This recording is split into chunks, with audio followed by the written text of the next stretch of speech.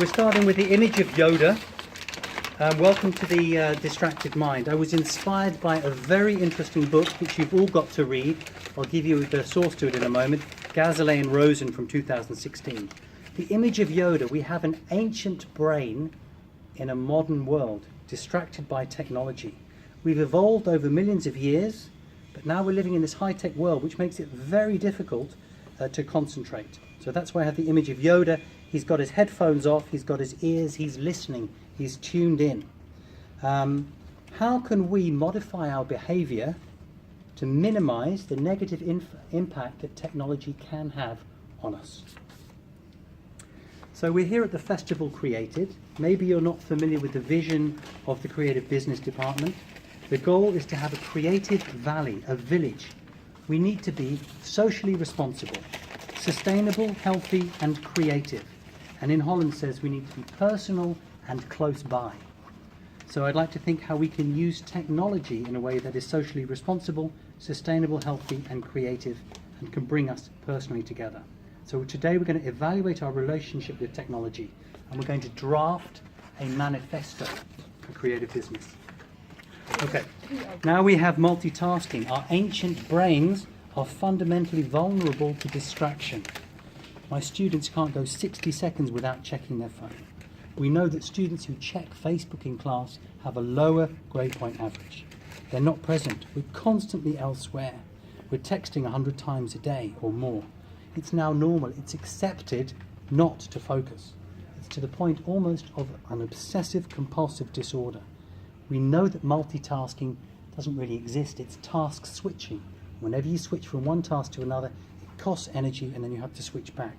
We know it doesn't work, but we do it anyway. So Gazelay and Rosen have a hypothesis. Our brains have evolved to forage for food. We're always on the lookout for new food. Here's a bush with some berries on it. How long do you stay at that bush, depleting the resources of berries before you go to the next source? Gazelay and Rosen suggest that we have switched this foraging for food to foraging for information. So we deplete one source of information and we go to the next. And they've got something called marginal value theorem. I won't go into that now, but they switch that model to how we forage for information. If we can understand that better, maybe we can understand things. Okay, the human brain, 100 billion processing units. It's got a remarkable ability to set high-level goals. Our prefrontal cortex can do that. It's the most complicated structure in the universe, and it's right inside our heads. Multitasking, we know it's not optimal, and yet we still do it. So now we come to the aspect of attention. And attention is a spotlight. And if we move to new sources, if we take our attention off, it costs energy. But what also costs a lot of energy is ignoring things. You have to actively ignore something when you're paying attention. You have to be selective. How good is your focus and how good is your attention? Then we have interference. That's something that hinders another process. And there are two types. Distraction, that's goal irrelevant. We try to ignore it. The phone rings, we ignore it. There's an interruption. That's when we engage with that distraction. We choose sometimes to check our email or to make a phone call or to go to social media. The difference between distraction and interruption is that we choose to engage with it or not. Now let's have a look at this beautiful picture by Vermeer. It's almost a sacred image in Dutch culture. We have lost the ability to single task. We can't attend to anything for a few moments. Here you've got somebody really focusing on one task. How good are we at doing this?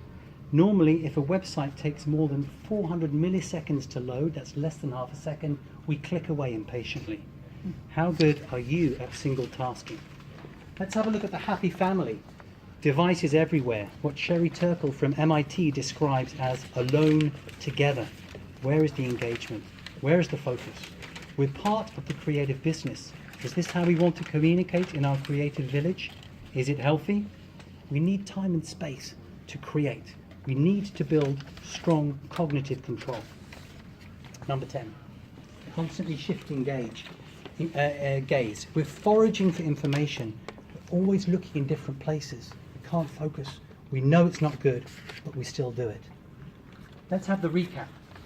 So we live in a complex world with multitasking and technical distractions. We've got a brain that's programmed to forage for food. It's now looking at information. Our complex brain can set high-level goals. We focus. It costs energy to ignore things and to focus, but we get interference inside and outside. Single tasking is a dying art. We're alone together. Is that what we want? And a constant switching of tasks. Gazelay and Rosen suggest 4 areas to examine, and we're going to look at those regarding how we can start writing our manifesto. The first one, number 1, is boredom. Why do we switch from one thing to another? Because we're bored. We're not able to successfully engage attention on what we're doing. We're worried about absence of meaning. We blame the environment for not being stimulating enough. And let's face it, there are so many more fun things we could be doing right now. The second aspect is anxiety. We're anxious. In the last 30 years, there's been a 20-fold increase in anxiety disorders. NOMO, no mobile phobia. FOMO, the fear of missing out. Even phantom pocket vibrations is a medical condition. You think your phone's ringing, you check it. It's a compulsive, obsessive phone checking that we're involved in. There's studies on cell phone separation. There's even studies on typing awareness indicators. You see somebody sending you a WhatsApp message, you see they're typing, and you get nervous and you wait and you look, Tom's sending me a message, it's a little thumbs up. And that's it. So we engage in this anxious manner of doing things. We're not being reachable, and an urge and a need to be connected. The next one is accessibility, the third point. There's an overwhelming supply of information. Here are the berry bushes from before.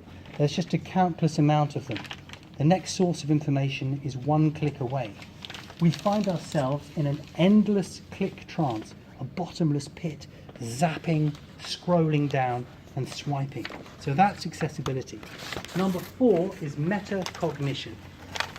And metacognition is awareness and understanding of one's own thought processes, planning, self-motivation, evaluation. Those are all parts of metacognition.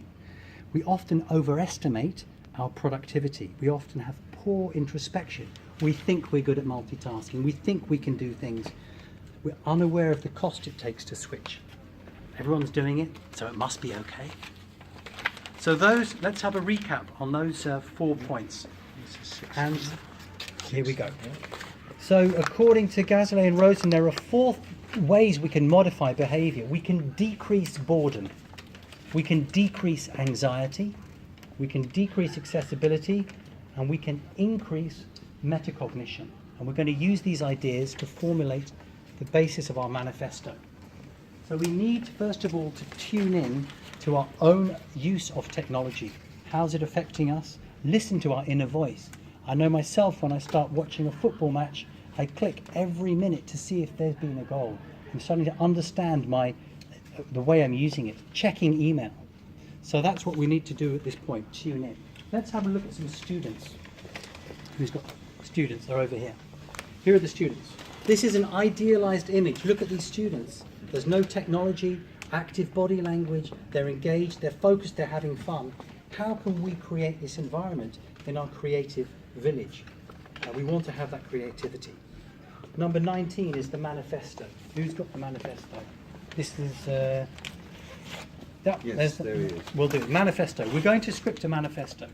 And the technology manifesto proposes technology use that's socially responsible, sustainable, healthy, and creative. And it brings us close by. So there are 4 steps that we're going to follow.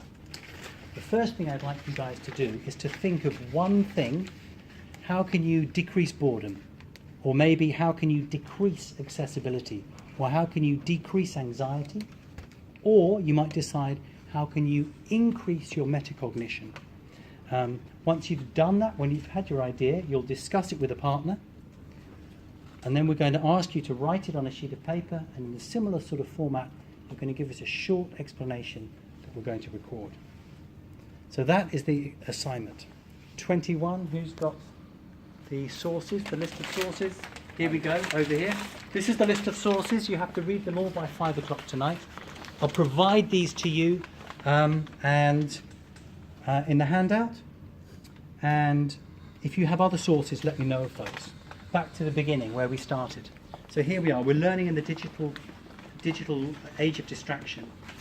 So what are the guidelines to help us have a healthy relationship with technology? Let's start to draft our manifesto. Are you guys ready? Yes. Fantastic. I'll take that as an overwhelming yes. Great. Okay. Thank you.